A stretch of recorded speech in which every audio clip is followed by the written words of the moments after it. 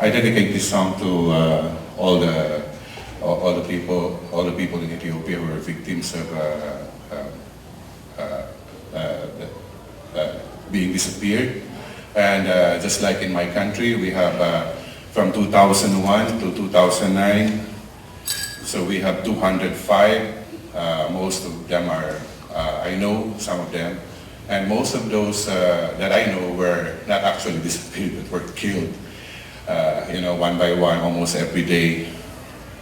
So that's from 2001 up to 2009, and then the new regime is again starting it. They already had disappeared 5 and have, some political killings going on. So the title of this song is Light a Candle. I dedicate this to the people of Ethiopia in their endless fight for human rights and peace, and also to my country folks that up to now are still struggling for peace.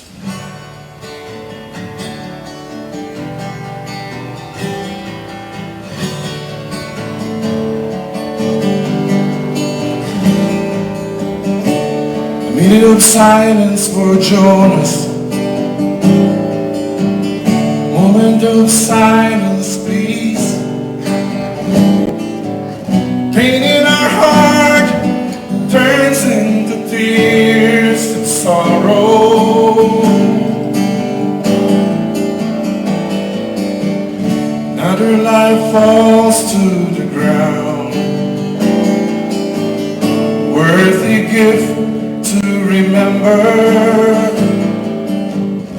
Not a reminder for you and for me that the struggle for peace must be handled for peace. Let love and justice glow. Light a candle, candle for peace, and let its radiance reign in our land.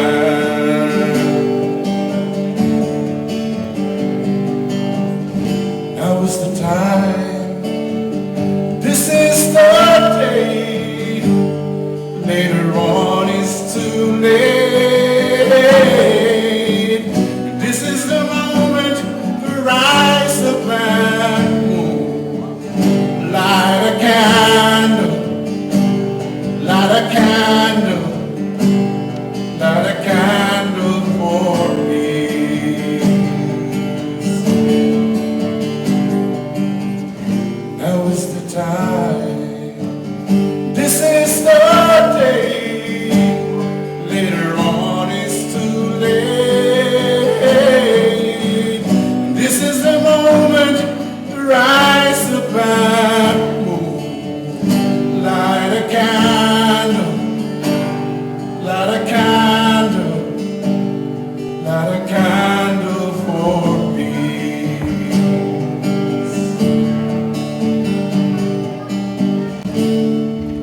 Thank you.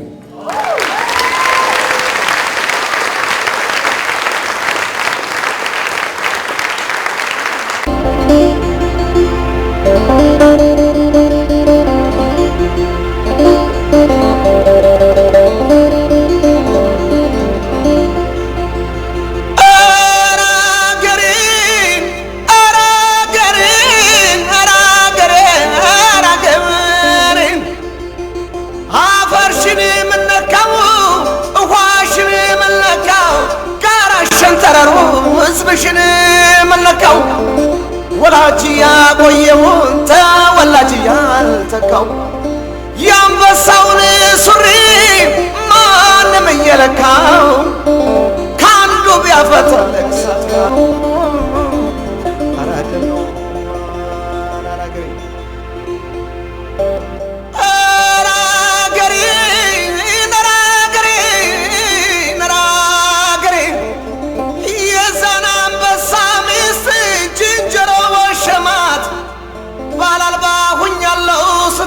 ስለሰማት የበረቱን መንጋ ከጅብ ካላስጣለ ምኑን አባወራ ምኑን ባልተባለ ስጋ መቼ ጠፋ ምር እንደነበረ እሳት አመድ ወልዶ ሳይበስለው ቀረ ማራገር Again, Ali has asked that we take a moment of silence to remember those who have been killed and who have been disappeared.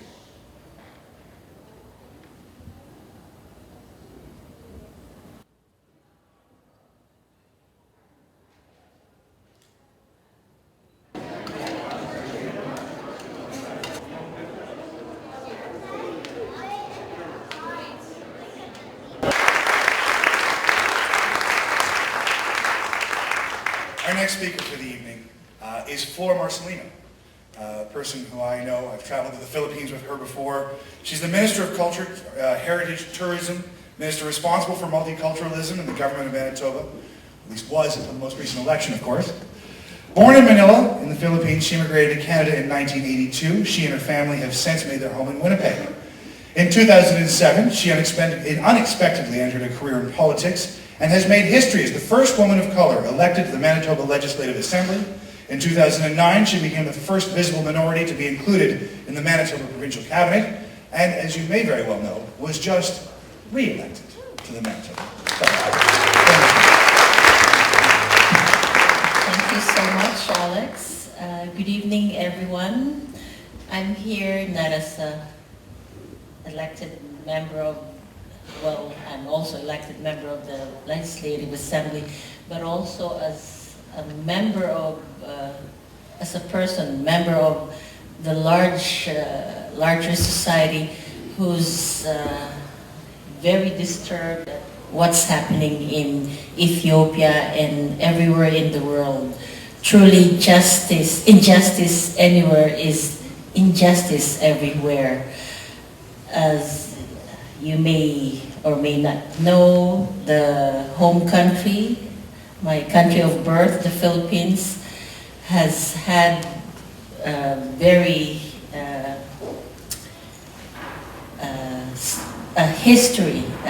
recent history of enforced disappearances, extrajudicial killings, similar to what happened in Ethiopia, or maybe even on a grander scale.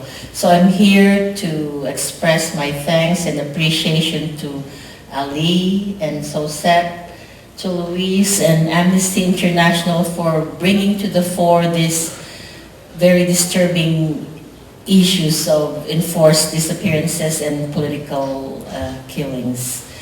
I would like to introduce to you a colleague. His name is Levi Abad. He is personally connected to so many of those who died and was missing in the Philippines. But before I do that, please allow me to read only a partial list of names of enforced disappearances in the Philippines since 2001. I couldn't read all of the names. It's a long list, several hundreds already since 2001.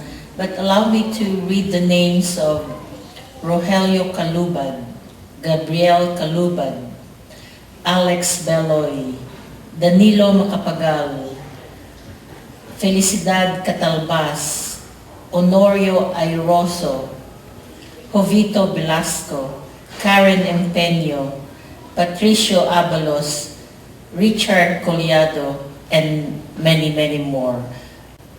Thank you for coming and witnessing this event tonight. I hope we will all be working as one to end this gross injustice and disrespect for human life. I'd like now to call on Levi Abad. This song, I dedicate this song to all the people in Ethiopia who are victims of being disappeared. And just like in my country, we have from 2001 to 2009. So we have 205. Most of them are, I know some of them, And most of those that I know were not actually disappeared, but were killed, one by one, almost every day. So that's from 2001 up to 2009, and then the new regime is again starting it. They already had disappeared 5 and have, some political killings going on. So the title of this song is Light a Candle. I dedicate this to the people of Ethiopia in their endless fight for human rights and peace, and also to my country folks that up to now are still struggling for peace.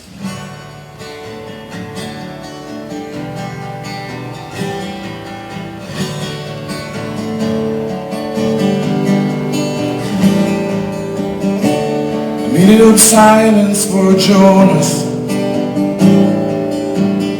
Moment of silence, please. Pain in our heart turns into tears of sorrow. Another life falls to the ground. Worthy gift to remember. Another reminder for you and for me that the struggle for peace must be handled for peace. Let love and justice glow. Light a candle, candle for peace, and let its radiance reign in our land.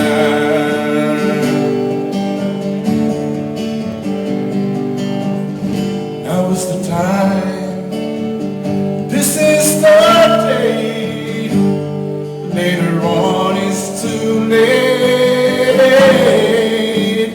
This is the moment to rise up and move. Light a candle, light a candle, light a candle for peace. Now is the time, this is the day, later on is too late. This is the moment to rise up and move. Light a candle, light a candle, light a candle for peace.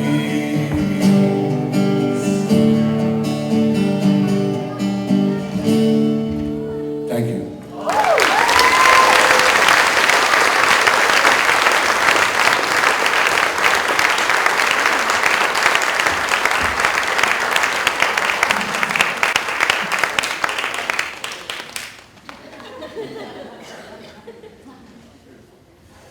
It was brought to my attention that some of you may not have been here when I introduced myself earlier, so you're probably sitting there going, who's this guy's talking about? My name's Alex Friedman, I'm with the CBC. I'm with the I-Team, I'm not investigating any of you this evening. And it's a pleasure to be here, and very much an honor. One of the most wonderful things about these evenings is how we deal with such a horrible subject, with such beautiful music and art and thought and love, and really it's the way to defeat evil, is with good and love and peace. And this is a beginning step, and thank you so much for being here.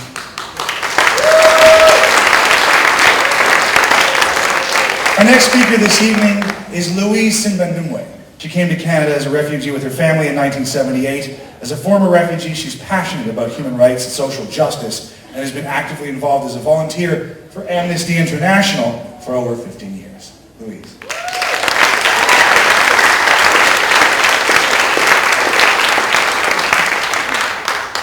Good evening, everybody.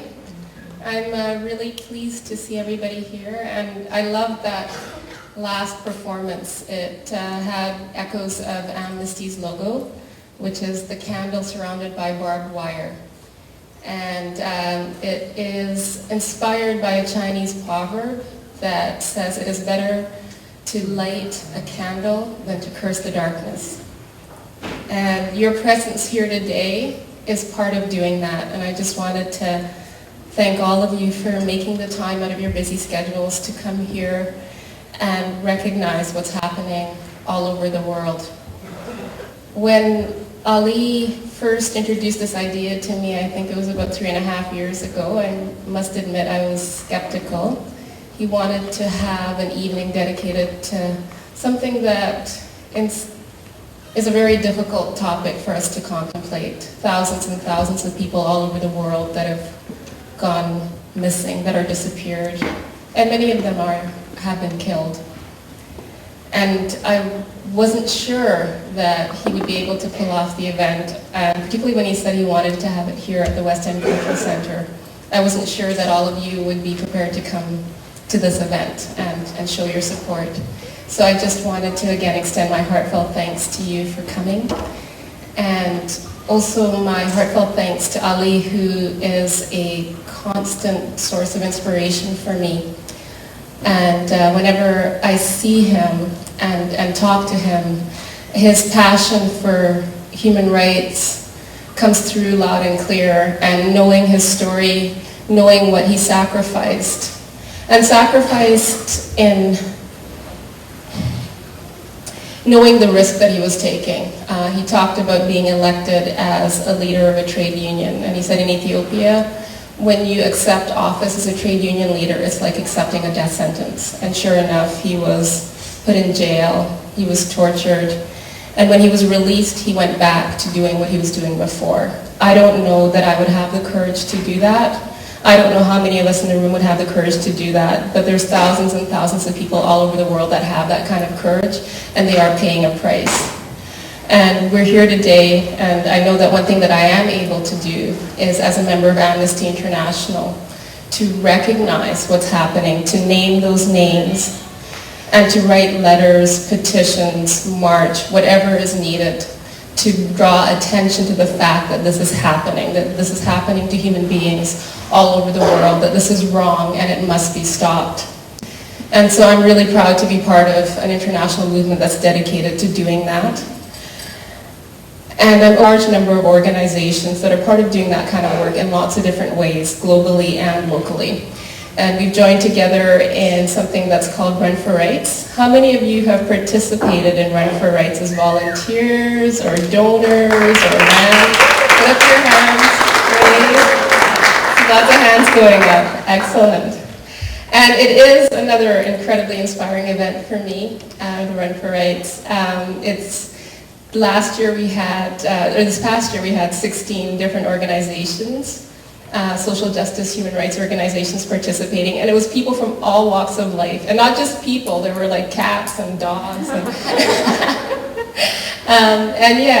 people from all walks of life, all ages, and we're going to be holding it again in June of next year, so I'd invite you to keep your eye out for that. But I'd also like to recognize a very special someone who participated for SOCEPP, the Solidarity Committee of Ethiopian Political Prisoners, which is part of the organization that Ali is part of. And he was, like every year, my mom participates either as a volunteer or as a runner, and she's over 60. But we also have very young participants as well. And he completed the full 10 kilometers. You can either do 5K or 10K, you can cycle, you can walk, but he did the full 10 kilometers, and he's only 11 years old. So I'd like to invite him up to get an award to recognize his contribution. Zachariah Salahat, everybody.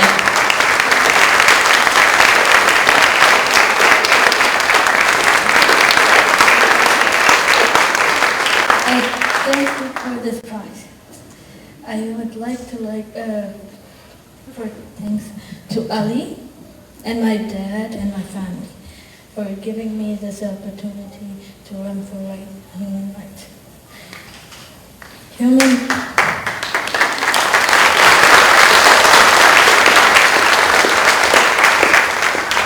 Human rights is definition of the freedom of everyone and everything. So thank you. Is the wonderful volunteers who made that amazing meal, and in particular to Aini, Ali's lifetime partner, who's also an incredibly courageous woman. All right, you see, did you look fine in that place? Where is that young man? Yes, sir, there he is. All right, our special guest speaker this evening is Yashahara Warku Mirsha, known as a human rights activist from Toronto and, of course, a strong advocate for women's rights. She lost her family during the Red Terror. Her sister was kidnapped and killed. Living in exile in Canada and unable to go back to Ethiopia because it was too dangerous, she finds herself here. Good evening, ladies and gentlemen. We are here tonight to commemorate those freedom fighters who are harassed, jailed, abducted, disappeared, or killed. Under the current ethnocentric regime, freedom of expression, the right of organized, the freedom of movement, and the right to own property is under attack. Those who write against the regime, those who speak out their grievance against the regime, of those who speak out about the regime's lack of transparency and accountability are paying heavy price. Mothers from their home, teachers and students from their classroom, farmers from their fields, ordinary citizens from their streets, and military personnel from their camps are abducted or killed. Candidates for public office are routinely harassed, threatened, jailed, or killed. Among the many examples, I would like to mention Amaraj Galani, an election observer of the 2010 so-called national election. The people's vote was rigged, and Amaraj questioned the practice. The chief cadre of the regime walked into her home and without any question killed the mother of 5 with 23 bullets in front of her children. 3 of her children were severely wounded. To this day, the killer is not brought to justice. The government covered up the crime, saying that the victim was killed by her lover. Thousands of Ethiopians are languished in jail. Among those, Abarash Berta, Abarai Banab, Deftera. Thousands disappeared for fear of persecution. Tens of thousands are confiscated from their property, and their property is given the regime loyalists. Highly skilled Ethiopians who are educated by Ethiopian taxpayers are leaving the country, causing enormous brain drain to the country. The regime is selling out the nation fertile lands to foreign interests. Ethiopia is being sold out piece by piece. The regime is spending millions of dollars for lobbyists to keep itself on power, while millions are starving in all corners of the country. There is no democracy and the rule of law in Ethiopia. The regime controls the army, security force, and the police. The judiciary has no independence. It is in the service of the regime. Those Ethiopians who are we commemorating tonight had a vision for a democratic Ethiopia in which the rule of law prevails and human rights respected. They sacrificed their precious life by brutal regime like Derg and TPLF.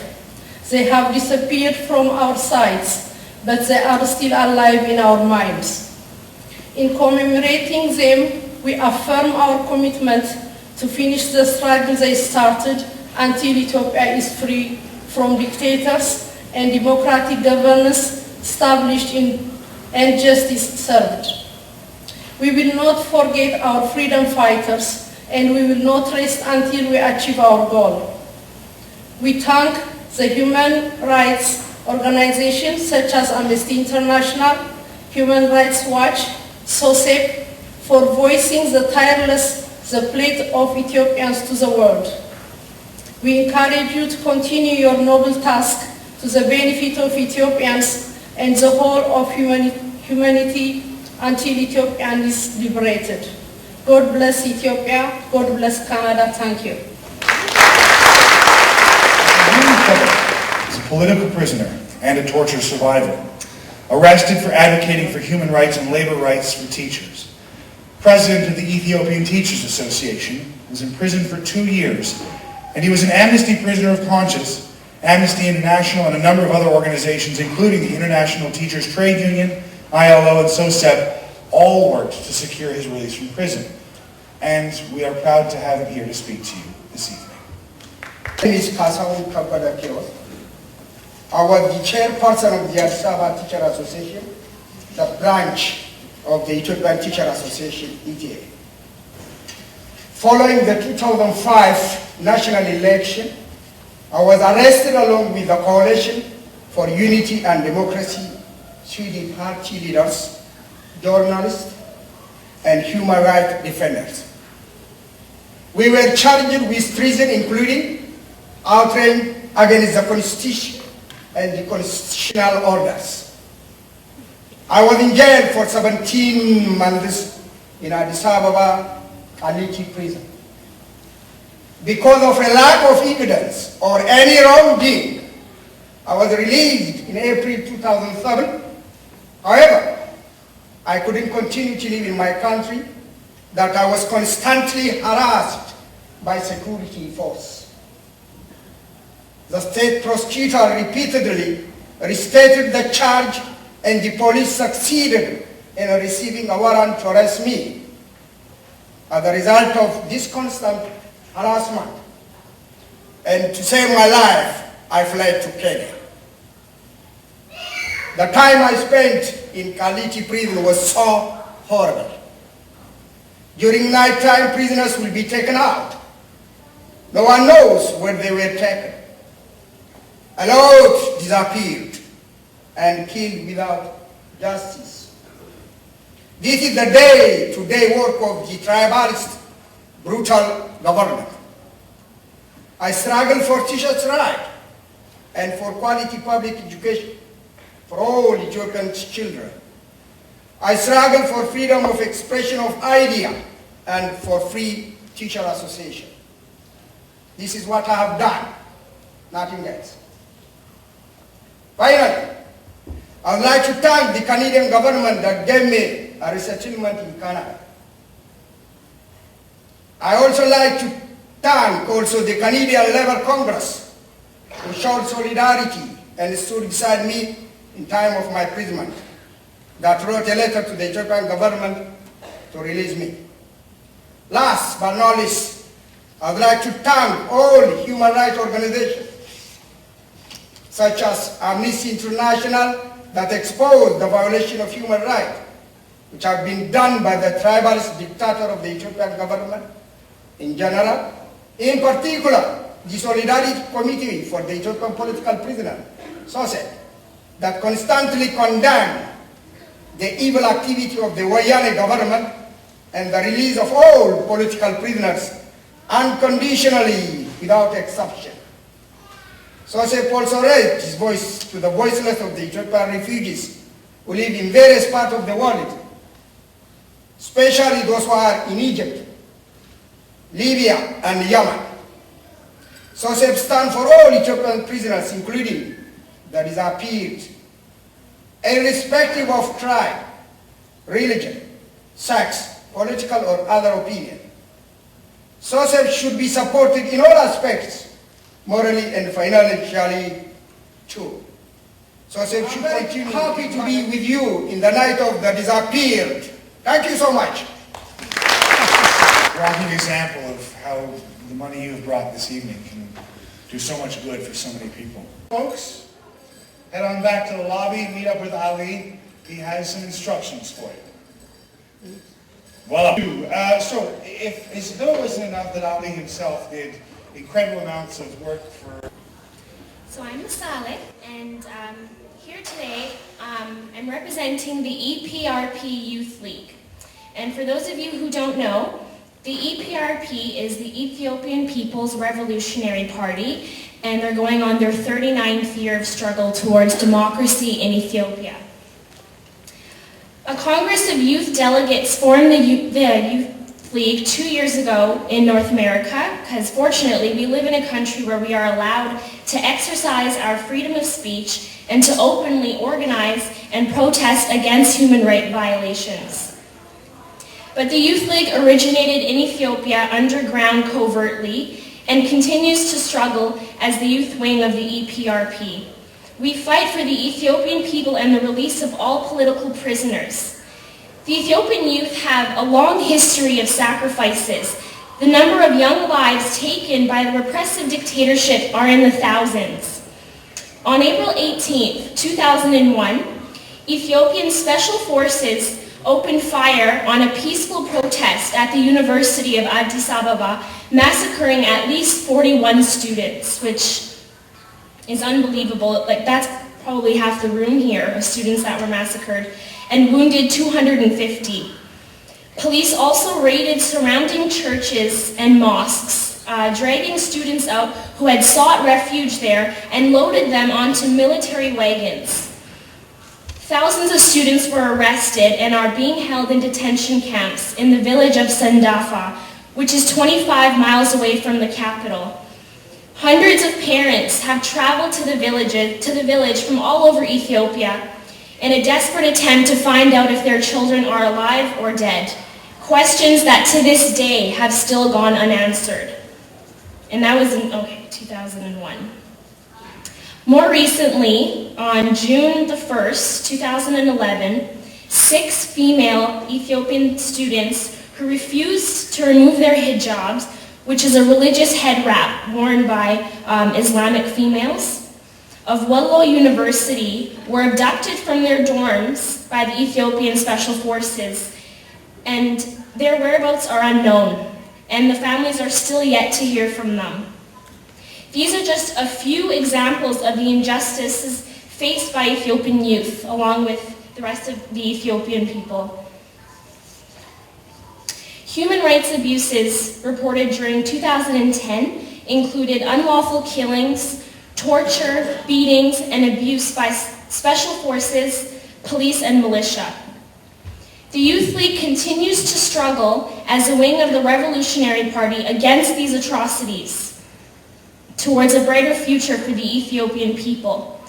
The global participation and the support of organizations like SOCEPP are very important because we all have a moral obligation to be the voice for the voiceless.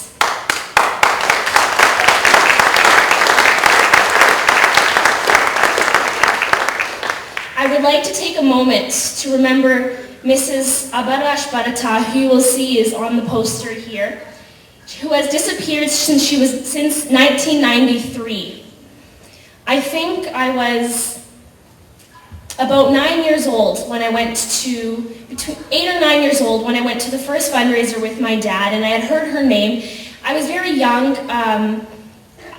I had an understanding of what was going on, but maybe not the full understanding that I have right now. But when I think back of being 9 years old and just hearing about her for the first time, I'm now 21. And they still have no information about where she is. And the government is still covering up all the disappearances of these freedom fighters that you see. And there's thousands and thousands of them. I mean, this is just 6 of them right here. She is a well-known activist and is a veteran member of the EPRP. I'd like to thank everyone for coming out tonight and showing support of SOCEPP. And I'd like to say that together we stand in the name of democracy, and enjoy the rest of your evening. And I really do appreciate the support, and it's a great outcome and really good energy. We really appreciate to see people of the community to come together for a cause like this, just to show support and just to show that, yeah, we're not together. Together we will stand for this, and I really appreciate it. Thank you very much.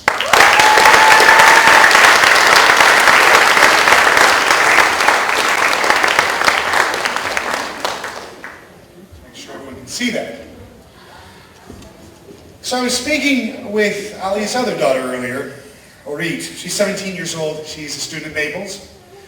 And she was telling me about when she was younger, and there had been a woman, a family friend, who was working in Saudi Arabia, was not making any money, was in essential slavery. And she talked about how her father had worked tirelessly to have her come here, and explained to me that that's really one of those moments that inspired her to do what she does. As you've seen by his first daughter, there is boundless passion, and I think it obviously runs in the family. Orit is with the International Ethiopian Women's Organization and is a tireless activist. Hi everybody, my name is Orit, and today I'm speaking on behalf of the International Ethiopian Women's Organization. The organization is established to bring justice, respect of human rights, and peace in Ethiopia. It is devoted to further women's participation in the struggle of women's rights, economic equality, and social stability.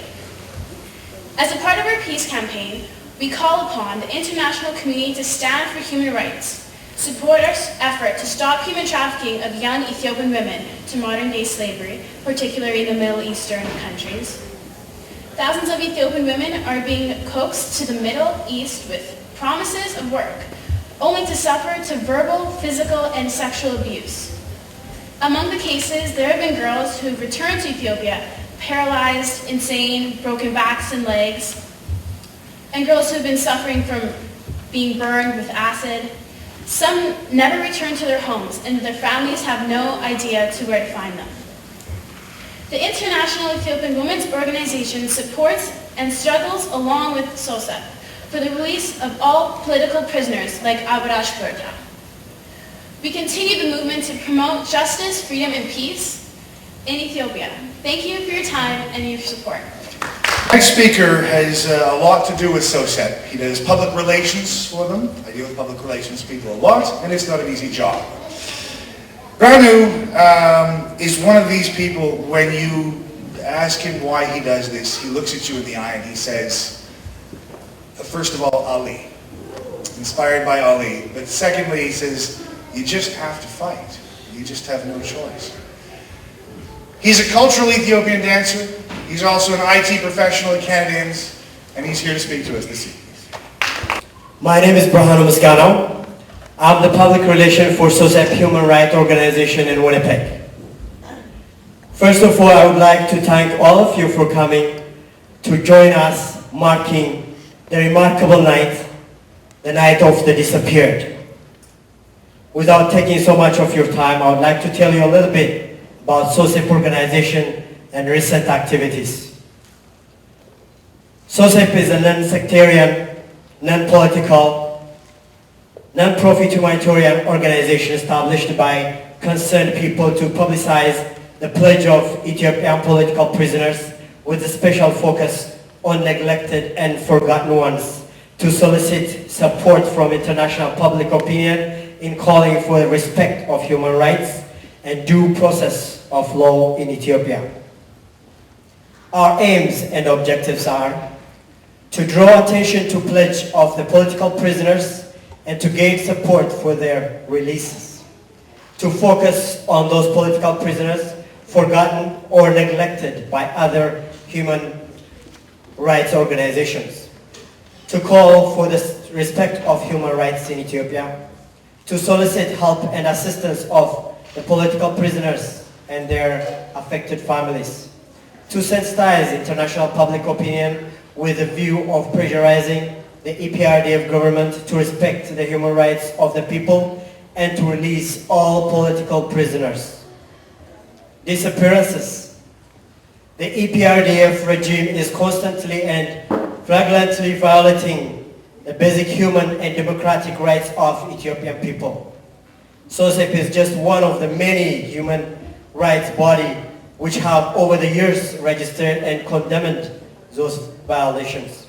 For quite some time, there was a tendency to compare the record of the present government with that of the fallen, the military regime, Mengistu Haile Mariam, and to declare things have improved on their flimsy and debatable presumption that it is better if the massacres are few, the killings reduced, and the violation kept out of public sight.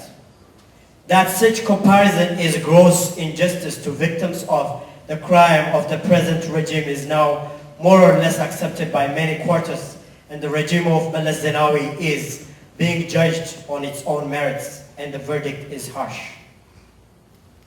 The case of the disappeared is one aspect of the continuing problems, the relentless subjugation of the vast majority of the people, the denial of rights, the use of force as the legitimizing base of power, the arbitrary and ruthless repression, the prevailing climate of fear, of anxiety, the absence of real peace. In Ethiopia, the exact number of people who've been detained by the government and who have subsequently disappeared is not known. Some put figure in hundreds, while others claim it is less than 200. Amnesty International has reported that it has received reports of dozens of disappearances cases. However, we can safely say that many political descendants have indeed disappeared. And pattern can discredit from the EPRDF practice position on the matter. The disappeared are in most instances feared dead. The fear emanates from the EPRDF denial of any knowledge of whereabouts of the political prisoners. For example, in the cases of EPRF members such as Ababa Anyo, Tsagaye Gabramadyan, Yisak Dabtarao, Sutota Hussein, Baleta Maha, Yosef Araya, Tekle Gabraselassie, Brahanu, Tulu, etc. The EPRDF has denied holding them captive through several witnesses, though several witnesses testify to the contrary. Many of the relatives of the disappeared fear that their kin are dead either from torture or from an arbitrary decision by authorities. None of the disappeared was brought before a court of law. Despite denial, it's now common knowledge that EPRDF operates very many ghost houses, private residents turned into prisons and torture centers in Addis Ababa, other towns, and has in the provinces turned government establishments housing to secret prison. Many of the inmates of these prisons and ghost houses have become the disappeared. That's why we're here today, the night of the disappeared. A closer look at the EPRDF practice shows a conscious of systematic pattern of hindering, harassing, and repressing serious political dissent. Such actions are undertaken by goons or secret squad controlled by the top man of ruling TPLF. These are extra-legal Death Squad type force that operates in secrecy and with impunity. They terrorize, they abduct, they execute. Thank you for listening. Tonight, we honor these people that have disappeared, that are in jail. In respect of that, we have this night. And thank you for joining us. Eloquent speaker for somebody who has stage fright. Wow, that was wonderful. All right. When I was introduced to Janine Legal, I asked her, who are you? What do you do? What is your essence? What are you about? And she looked at me and went, I'm not sure. And immediately, several people jumped in. And the first one said, well, she's an activist, and she tirelessly fights for umpteen causes. And the next one said, she's an artist, she's a freelance writer, she writes such wonderful pieces. And then finally the next one jumped in and said, she has the biggest heart you can begin to imagine. And so, Janine Legal. Most beautiful introduction I've ever had in my entire life. Thank you very much. That was a beautiful thing. It's a wonderful thing to see all of you in this room. I'm going to be very, very honest with you. I have been an activist for 30 years, and a lot of those years have been very difficult because when you call yourself a human rights activist, what that means is that you have to be willing to defend and to be there for all humans, not just some humans, but all of them, no matter where they come from, no matter what color they are, no matter what their religious beliefs might be, no matter what their political beliefs might be. And so I have prided myself on being there for people because that's what I believe in. That's what I'm about. And that's not always easy because it sort of opens you up to criticism. But I'm not here to focus on the criticism. I'm here to focus on the beauty that happens when communities work together. And we are here tonight, why? Why are we in this room tonight? We're in this room because we care. Because we care about people. Because we care about people here. Because we care about people in Ethiopia. Because we care about people all around the world. And we don't care what color they are, and we don't care what they believe, or what their religion is, or what their political stripes might be. We care about their safety, and we want them to be loved and to be taken care of as all of us want to be. It's very, very simple. Very simple.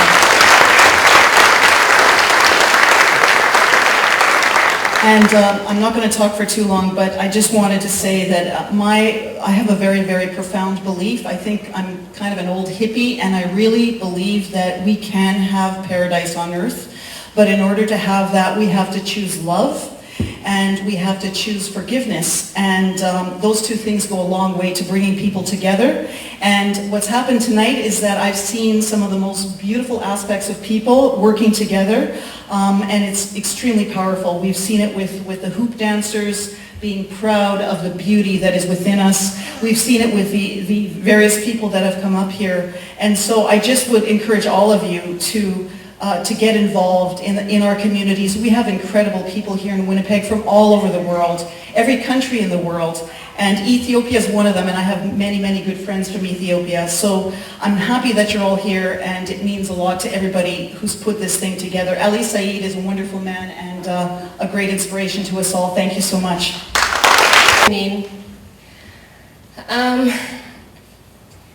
Janine, I know has already been introduced, but I'd also like to add a couple of words of appreciation as someone who came to Canada as a refugee. There aren't very many of us who, based on the work that we do, can say that the work that we've done has literally saved lives. And Janine, although she would never say that, I'm going to say it for her.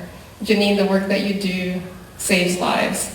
And it's heartbreaking work, and I just want to thank you so much for continuing to do it, even though at times it's incredibly painful.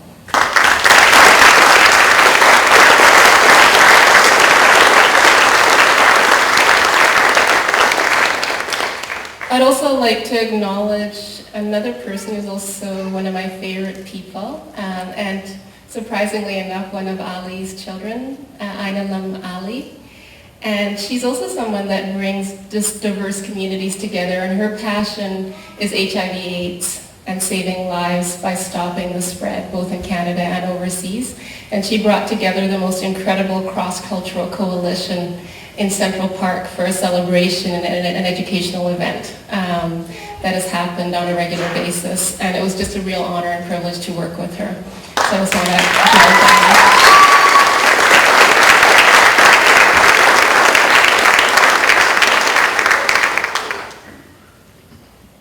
And then this part of the evening is focused on the disappeared, and throughout the evening we've been naming the names of people that have been disappeared. And whenever Ali speaks either to the media or at an event, he always names names.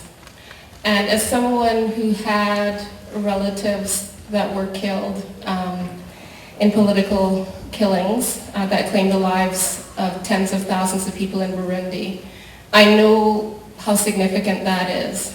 Because one of the most painful things of coming out of that experience is the sense that these people that we loved so much have literally disappeared. It's almost like they never existed. It's almost like their humanity has been stripped away from them.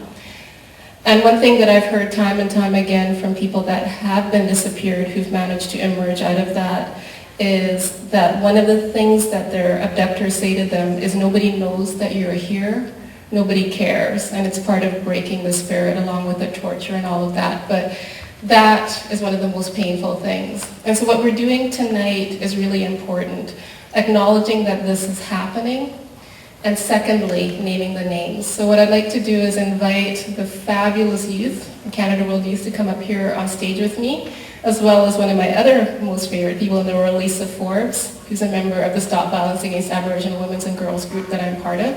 So if you could please join me on the stage. All of the Canada World Youth asked for happens, and in some case it's the miraculous situation like Ali being released from prison and ending up in safety in Canada. So I'd like to invite all of the youth to come forward and to read the names.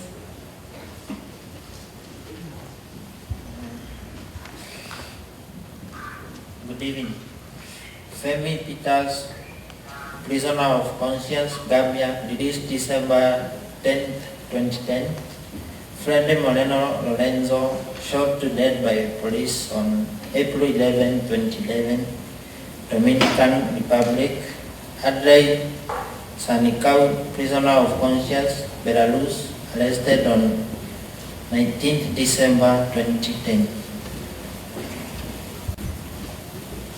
Mary Bahman, women's rights activist, Iran, arrested May 11, 2011.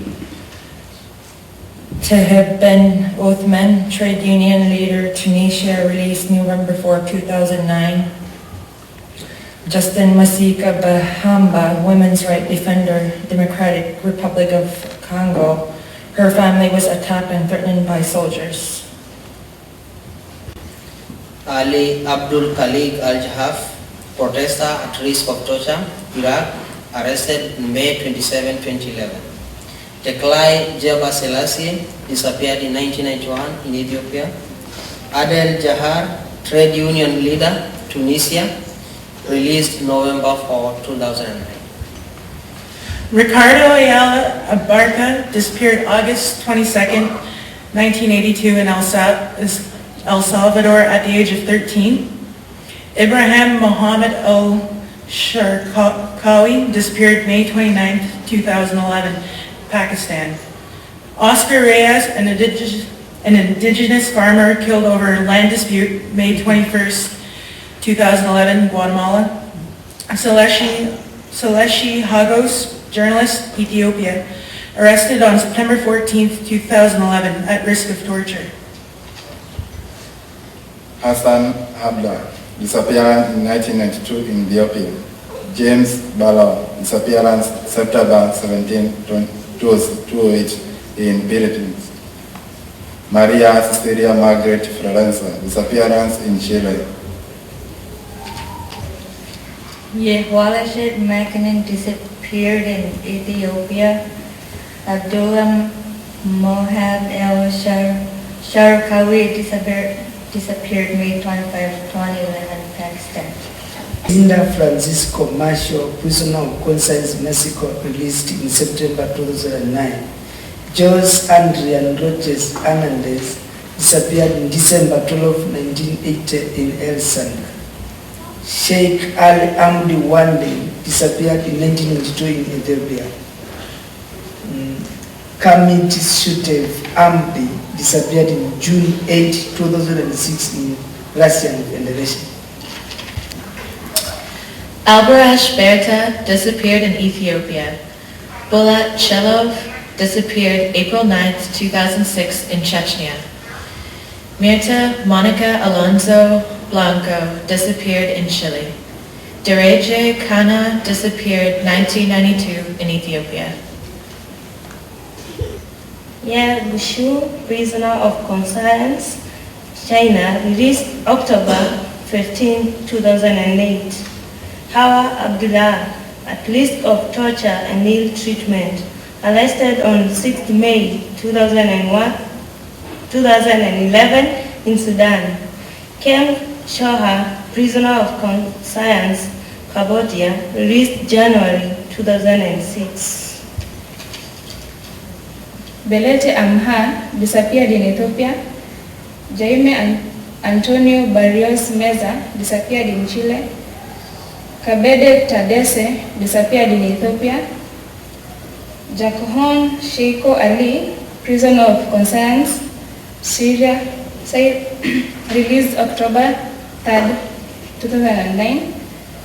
Fahad Salem Al-Shehi, prisoner of conscience, United Arab Emirates, arrested on April 10, 2011.